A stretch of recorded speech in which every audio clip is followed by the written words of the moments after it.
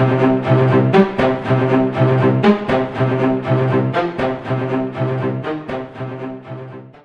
à tous, aujourd'hui je vais vous présenter ma nouvelle vidéo, comment réaliser ses rêves. Alors, il est vrai que beaucoup de personnes, et moi le premier avant, n'osent pas réaliser leurs rêves, ou tout simplement avoir cette idée folle d'avoir un objectif, un rêve. Pourquoi?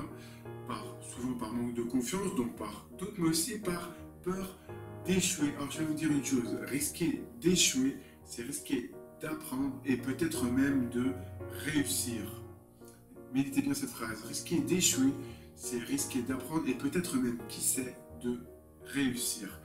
Donc c'est vrai que c'est important pour se motiver, de se dire que finalement, lorsque l'on ose des choses, on peut réussir. Il y a toujours cette possibilité de réussir. Vous pouvez également vous poser cette question si vous voulez vous motiver. Quelle personne avez-vous envie d'être à la fin de votre vie? Est-ce que vous avez envie d'être cette personne qui, par manque de confiance, qui par peur d'échouer souvent, n'a pas réalisé ses rêves parce qu'elle n'a pas osé tout simplement?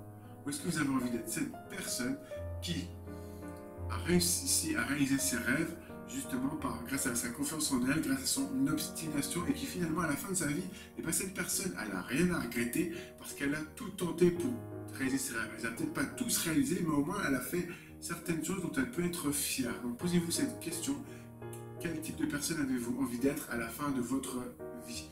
Voilà, alors il faut également, lorsque l'on veut réaliser un rêve, apprendre la patience. Pourquoi la patience? Parce que un rêve, ça ne se réalise pas comme ça, d'un claquement de doigts. Ça se réalise souvent en années. C'est un objectif à long terme de réaliser un rêve. Donc, je vais vous citer un proverbe persan sur la patience. La patience est un arbre dont les racines sont amères et les fruits sont très doux. Vous pouvez méditer ce proverbe persan que je vais répéter. La patience est un arbre dont les racines sont amères et les fruits sont très doux. Voilà.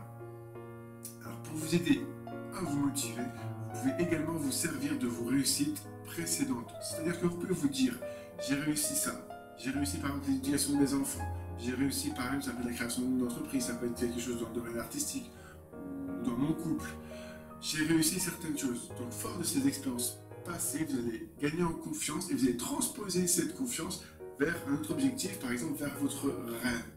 Donc moi, par exemple, j'avais ce rêve fou d'écrire un livre. Alors, au début, tout le monde me disait, mais tu sais, Florent, c'est pas possible, combien il y a de personnes qui tentent leur chance et combien il y en a qui ont des refus. Bon, je ne les ai pas écoutés et finalement, j'ai quand même réussi à écrire un livre. Alors c'est vrai que ça a été difficile, il m'a fallu un déclic. Le jour de mes 28 ans, je me suis réveillé, c'était mon anniversaire, hein. J'étais déprimé, j'étais pas bien, je n'avais pas réussi mon rêve, j'étais pas encore aide-soignant, donc j'avais pas fait de belles choses, à mon sens en tout cas, dans ma vie. Donc je me suis mis à pleurer en regardant le miroir. Et je me suis promis de plus jamais revivre une situation pareille. Donc dès le lendemain, je me suis mis à écrire de façon névrotique pendant 3 ans, mon obscure clarté pour ceux que cela intéresse. Donc c'est vrai qu'il m'a fallu un déclic. Alors des fois, c'est bien de se mettre un coup de pied aux fesses, comme on dit, hein. Et moi, c'est ce qu'il m'a fallu. Il m'a fallu me regarder dans la glace, finalement, voir mon désarroi et me mettre un bon coup de pied aux fesses pour justement me mettre à écrire dès le lendemain de façon névrotique. Donc rien n'est impossible. Voilà. Alors vous pouvez également vous dire que, je vais vous citer la métaphore de l'avion par rapport au rêve.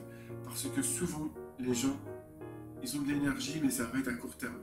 Un avion, quand il décolle, il faut beaucoup d'énergie. Et après, il faut qu'il se maintienne en l'air, il faut encore beaucoup d'énergie jusqu'à ce qu'il arrive à sa destination.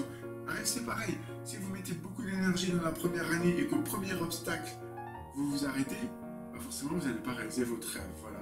Il faut maintenir l'énergie. Alors, je sais que c'est pas facile, mais il faut voir les obstacles, les problèmes sous un angle différent. Ça dépend de notre degré de conscience. Si j'ai un degré de conscience plus élevé par rapport à mes problèmes, je vais, si vous voulez, je vois mon problème sous un angle différent. Et souvent, on voit mon problème sous un angle différent, je vais trouver la solution au problème. Et il faut voir les problèmes comme des moyens d'apprendre et de grandir. Il ne faut également pas trop se mettre la pression pour réaliser ses rêves. Donc, c'est vrai qu'il ne faut pas trop se mettre la pression. Pourquoi? Parce que souvent les gens, ils veulent absolument réaliser leurs rêves, il faut que ça se fasse rapidement. Mais le problème, c'est que ça met du temps de réaliser un rêve. Et que si on se met trop la pression, si on n'est pas capable de faire le fameux lâcher prise, on va se mettre, ça risque d'annuler finalement toute notre énergie et de saper notre morale. Donc il est important de vraiment faire très attention à ce qu'on pose comme intention derrière la réalisation d'un rêve.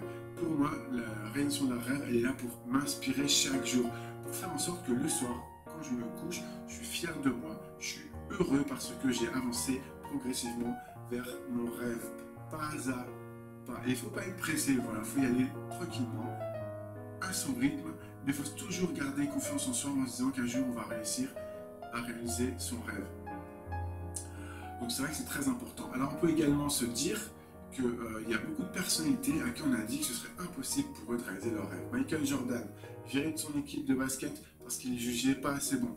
Charles Aznavour, ses professeurs de chant lui ont dit qu'il n'était pas assez bon, qu'il n'avait pas assez de culture, qu'il n'avait pas assez de voix pour faire une carrière dans la chanson. Bon, vous connaissez la suite. J.K. Rowling, l'écrivaine d'Harry Potter, elle a eu plus de 30 refus par rapport à ses manuscrits qui n'avaient pas les bons ingrédients pour être un bon livre. Vous connaissez également la suite.